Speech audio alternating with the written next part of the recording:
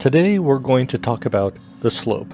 This is a way to measure the steepness of a line. Suppose we have a line in this Cartesian plane. How would you measure the steepness of this?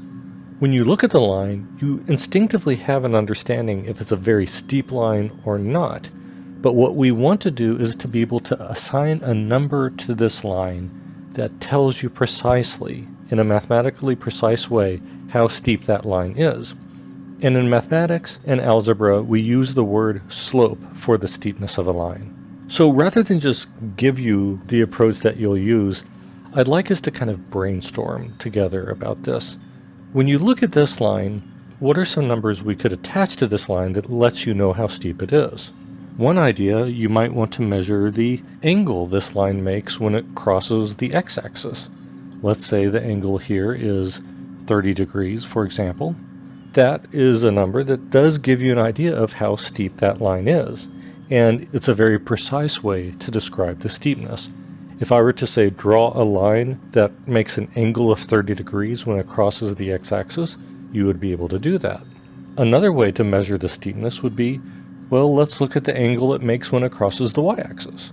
That would be another concrete numerical way to describe the steepness. But we're going to talk about something that in a way almost seems like a little more complicated way to measure the steepness, or to measure the slope. I'll start using the word slope going forward. And here's how you think about it. Imagine if you built a set of stairs on this line. So each step up the flight of stairs makes a triangle. Actually, it even makes a right triangle. And the hypotenuse of each triangle is part of the line. It turns out that we can look at the ratio of one of the sides to the other and use that as a way to measure the slope of this line. You may be asking yourself, the angle is a great idea. It's easy to understand. It's easy to draw and illustrate what's going on.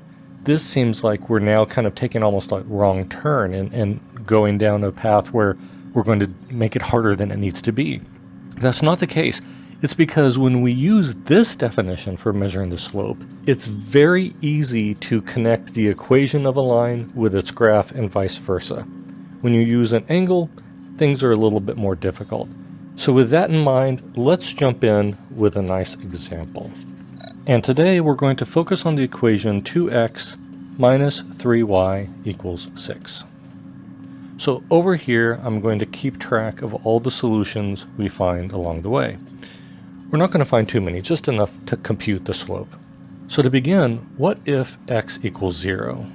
Then what does y have to be? Well, if x is equal to 0, then 2 times 0 minus 3 times y equals 6. That gives us negative 3y equals 6, or y equals negative 2. So if x equals 0, then y has to be negative 2 to be a solution to the equation. Let's go ahead and record that over here to the right. So when x is 0, y is negative 2. Next, let's flip things around and ask, well, what if y is 0? We don't have to just pick a number for x, we can pick a number for y as well. If y is 0, then we'll plug that into the equation to find out what x has to be. That gives us 2x minus 3 times 0 equals 6. Simplifying this, we get 2x equals 6, or x equals 3. So when y is equal to 0, x has to be 3 for it to be a solution to the equation. Let's do a couple more. How about what happens when y equals 2? Now, it may seem weird, why didn't I pick y equals 1 or negative 1 or something like that? I'm kind of looking ahead to make sure the answers come out to be whole numbers, so that's kind of like the little cheat I'm doing. So that gives us 2x minus 3 times 2 equals 6, or 2x minus 6 equals 6, 2x is 12, or x is equal to 6. So if y is equal to 2, x has to be 6. Let's do one more. How about when x equals negative 3?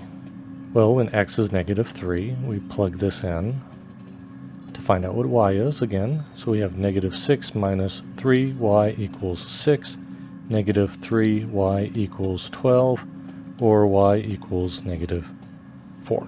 So if x is -3, y is -4.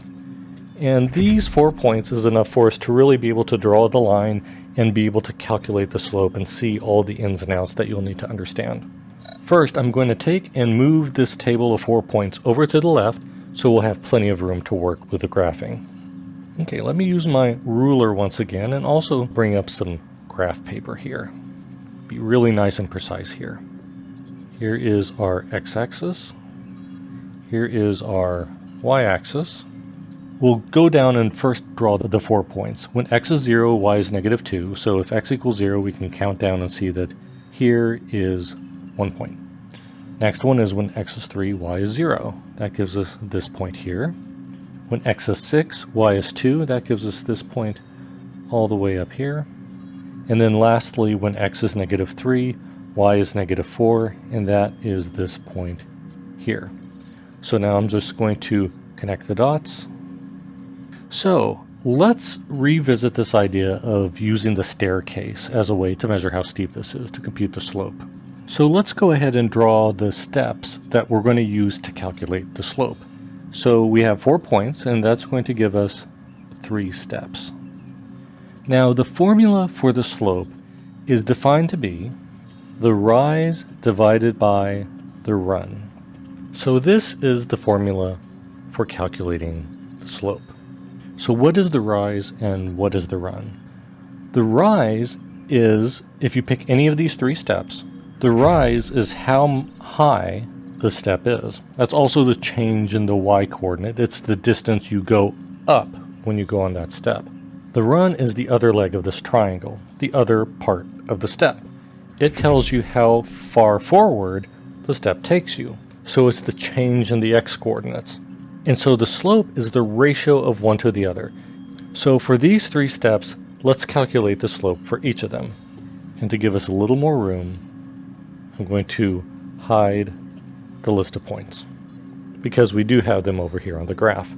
I'm going to go ahead and number these 3 steps. I'm going to call this step number 1, step number 2, and step number 3. Let's calculate the slope using each of these 3 steps. Let's look at step number 1. The rise is how far you go up, or how tall the step is. And if you count, you can see it goes up 2. So the slope here has a rise of 2, and the run is how far forward you go, how far across, or the change in the x-coordinate. It goes 1, 2, 3 to the right. So this gives us a slope of 2/3. And when you see that number 2/3, you should immediately think rise 2, run 3. Now let's do the same thing using step number 2. So we're going to calculate the slope by computing the rise and the run. Once again, the rise is 2. This step goes up 2 units. And like before, it goes across 3. It's not a surprise because just by looking at this, you can tell these 3 steps are the same size. So it would kind of be a surprise if we didn't get the same number for the slope for each of these steps. And the same one for step number 3, 2 up, 3 across, the slope is 2/3. So with these 3 steps, we got a slope of 2/3. But what if we change the size of the steps? Would that change the slope? Well, let's take a look. This time, we'll start at the far left like we did before, but we're going to go up a lot higher and we're going to go across a lot further. So that is going to make a very big step. This would be a step for giants, let's say. Well, once again, we're going to calculate the slope using rise over run. And because we picked the points so that the x and y coordinates would all be integers, we can just easily visually count off the rise and run. We go up 4 units, and we go across 1, 2, 3, 4, 5, 6.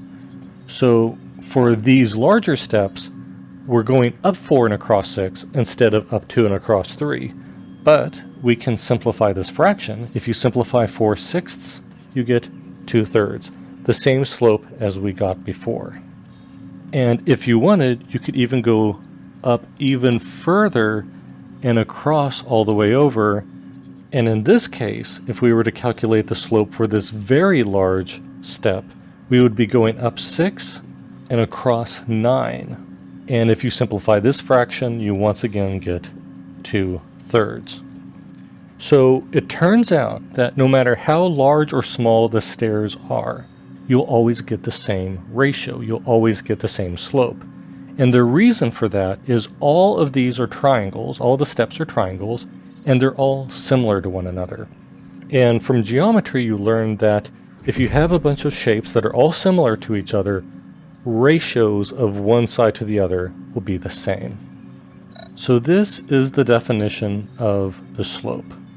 The slope is the rise over the run. It's a way to measure how steep a line is. Now, to calculate the rise, in our case, we actually counted on the graph how far up we went, and for the run, we counted how far across we went. But what you're doing is you're calculating the change in the y. You're calculating how much the y changes, and for the run, we're looking at how far across, or how much the x's change as you go across. Now, what I've written here is I'm using the Greek letter delta. In fact, it's the capital letter delta. There's an uppercase and lowercase. The lowercase looks like this. The uppercase looks like that. So why did I introduce this? This is a notation, probably starting in algebra and hereafter going forward in math, this is the notation you're going to see. So why do they use delta to indicate a change in y and delta to indicate a change in x? The reason they use delta is D for difference. And when you compute the difference between two numbers, that's how you can see how much it changes. So this is the number that you use in algebra to determine how steep a line is. You use the slope, you don't use the angle, and the slope is defined to be the rise over run. And as we saw, no matter how big or small the steps are, you'll always get the same ratio. You'll get different rises and different runs, but when you take their ratio, you get the same thing. And before I let you go, I also want to mention that the slope is denoted by the letter m. You may be asking, why are we using m instead of s? S for slope would just make a lot more sense. And the reason we use m is, this calculation for the slope originated with René Descartes, a French mathematician. And in French, they use a different word for the slope. I can't pronounce it, but it starts with the letter m. So now that you know what the slope is, and you know that its purpose is to measure how steep a line is, in our future lessons, we're going to calculate a bunch of examples where we have a bunch of lines, and we're going to get very good and very fast at, given the equation, calculating what the slope of its line will be. And once you're very comfortable with slopes, what we're then going to do is kind of reverse things around, where when you're given the graph of a line, how can you quickly use the slope of that line to find the equation? And also, when you have the equation, how can you quickly find the slope so that you can draw its graph as well? So this is going to be a very fundamental concept in your work with lines in algebra.